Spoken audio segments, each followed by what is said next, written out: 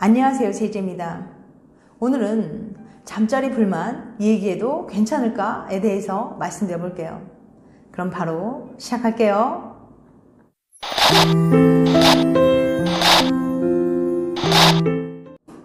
나 할 얘기 있어. 나 이 자세 별론데? 응? 벌써 끝났어? 어젯밤은 그냥 그랬어. 혹시 잠자리에 대한 불만을 애인에게 이야기해 본 적 있나요? 분명 쉽게 하지 못하실 겁니다. 그래서 오늘은 이런 불만을 꽁꽁 숨기고 지내는 분들을 위해 준비했습니다. 잠자리에 대한 불만 이야기해도 괜찮을까? 얘기하면 들어줄 거야? 워터루 대학의 연구팀은 연인에게 잠자리에 대한 불만을 터놓고 이야기해도 괜찮은지 궁금했어요.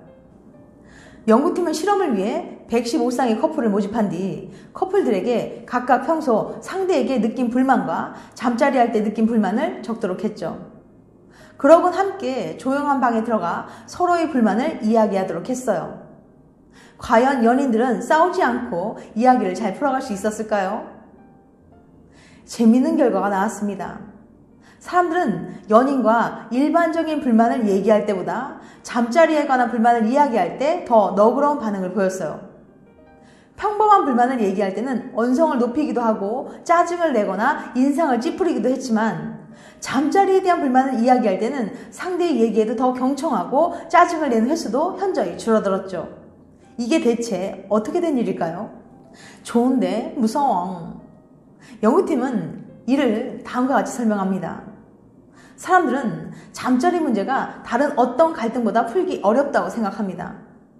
나와 잠자리가 별로면 상대가 나를 떠나버릴지 모른다는 두려움에 빠지기 때문이죠. 생각해보세요.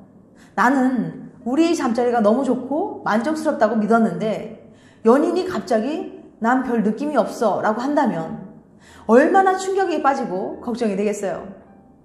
그러니까 사람들은 연인과의 잠자리를 정말 좋아하는 동시에 가장 두려워도 한다는 얘기죠. 불만은 터놓고. 자, 이제 여러분도 걱정이 좀 사라지셨나요? 잠자리에 대한 불만은 다들 온순하게 듣는다고 하니 조금은 부담을 내려놓고 용기를 내어 얘기해보세요. 하지만 너 너무 작은 것 같아. 너랑 하는 건 정말 별로야. 내 몸매 별로야 처럼 무턱대고 별로라고 한다거나 해결 불가능한 이야기를 하는 건 좋지 않습니다. 나는 이럴 때가 좋던데 너는 어떨 때가 좋아? 나는 애무 시간이 좀 더 길었으면 좋겠어 처럼 서로 노력하고 맞춰 나갈 수 있는 부분에 관한 이야기를 하는 게 좋겠죠.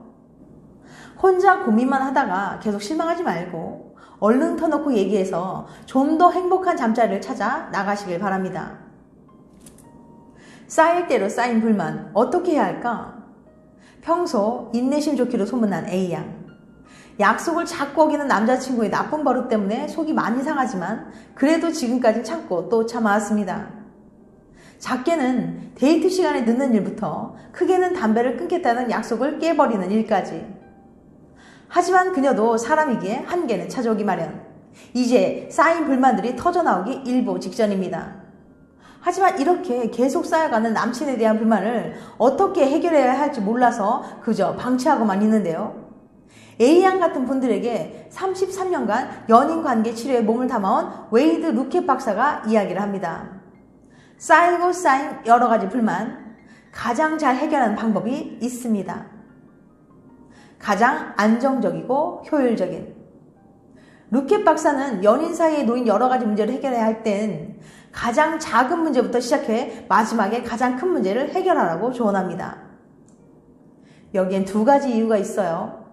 첫 번째 이유, 갈등을 푸는 노하우가 쌓인다. 가장 큰 문제부터 접근하면 쉽게 실패할 가능성이 커요. 대개 가장 큰 문제엔 가장 큰 감정이 실려있기 마련이죠. 애인의 반발을 불러오기도 쉽고 나부터도 흥분하기가 쉬워요. 때문에 해결의 장벽이 다른 문제보다 훨씬 높죠. 이 높은 장벽을 넘으려면 일종의 계단이 필요합니다. 그 계단이 되어주는 게 바로 작은 문제들을 해결해본 경험이에요. 작은 문제들을 해결하는 과정에서 커플은 싸우지 않고 문제를 푸는 노하우를 터득하게 됩니다. 그 노하우 덕분에 큰 문제를 더 안정적으로 해결할 수 있게 되는 거죠. 두 번째 이유, 가장 효율적으로 갈등을 해결할 수 있다. 내게 불만을 갖게 한 애인의 여러 문제들에는 일관된 공통적인 특징이 있기 마련이에요. A양의 상황을 놓고 한번 볼까요?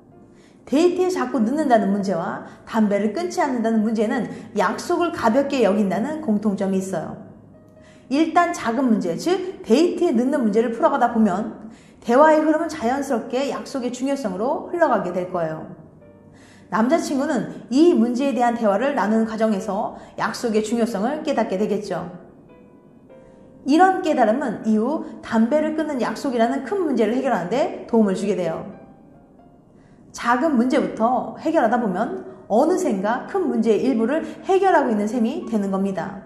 가장 효율적인 방법이죠. 하나씩 천천히. 이제 여러 가지 불만이 쌓여있을 땐 어떻게 해결해 나가는 것이 가장 효율적인지 아시겠죠? 애인의 잘못으로 생긴 불만이지만 떠오르는데도 아무렇게나 내질러 버린다면 오히려 사이만 악화될 거예요. 대부분의 커플들이 갈등을 차분한 대화로 풀지 못합니다. 아무리 이성적으로 행동하고 싶어도 대화를 하다 보면 자꾸 감정이 앞서기 때문이죠. 그러면 서로 흥분하게 되고 금방 싸움으로 번지게 돼요. 이때 내가 처한 상황, 거기서 드는 생각, 내가 느낀 감정, 내가 바라는 소망을 각각 분리해서 생각하고 상대에게 침착하게 전달하는 성숙한 대화가 필요합니다. 조용히 듣는 상대도 자신의 문제를 자각하게 되고요. 아무리 노력해도 차분한 대화가 불가능하다면 게임처럼 정해진 규칙하에 이루어지는 대화를 시도해 볼 필요가 있어요. 이런 대화 방식을 자각의 수레바퀴라고 하는데요.